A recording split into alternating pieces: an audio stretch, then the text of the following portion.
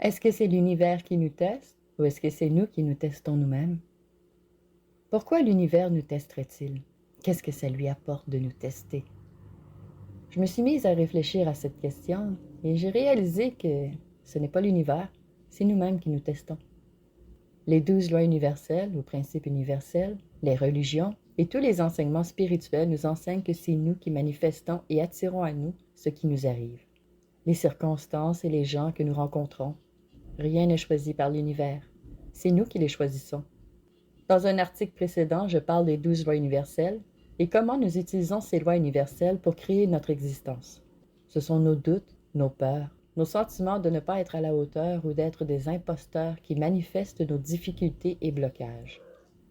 Notre taux vibratoire détermine le croquis de ce que nous manifestons dans nos réalités, les émotions que nous acceptons de ressentir et celles que nous refoulons aussi.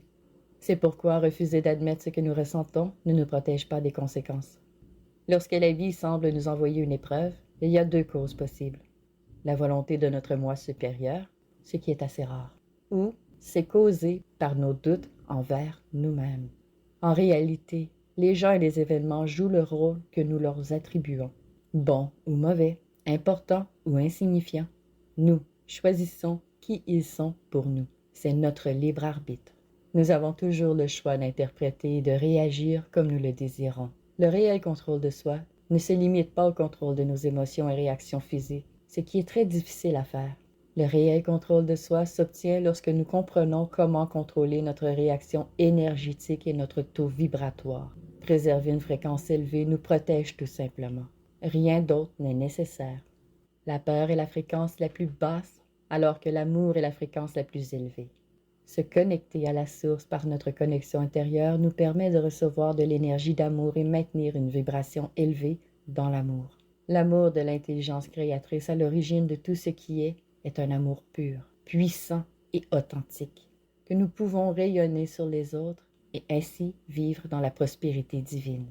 Puisque cette connexion avec la source créatrice est illimitée et perpétuelle, nous pouvons non seulement nous recharger à volonté, mais nous pouvons déborder et laisser cette énergie être reçue par les autres. Alors comment faire pour arrêter de manifester des épreuves dans nos vies? À force de maintenir cette fréquence élevée, nous finissons par matérialiser des gens et des circonstances à fréquence élevée et notre environnement change pour s'adapter à notre nouvelle vibration. La vie et l'univers n'ont nul besoin de nous tester. Ils ont comme seul objectif de matérialiser nos désirs et confirmer nos croyances, parce que c'est leur fonction. Merci beaucoup d'avoir écouté cet enregistrement. Si vous appréciez ce que je fais, prenez juste 1 seconde et appuyez sur le bouton j'aime. Cela m'aide beaucoup. Pensez également à vous abonner afin d'être à l'affût de mon prochain vidéo sur la spiritualité ou l'univers.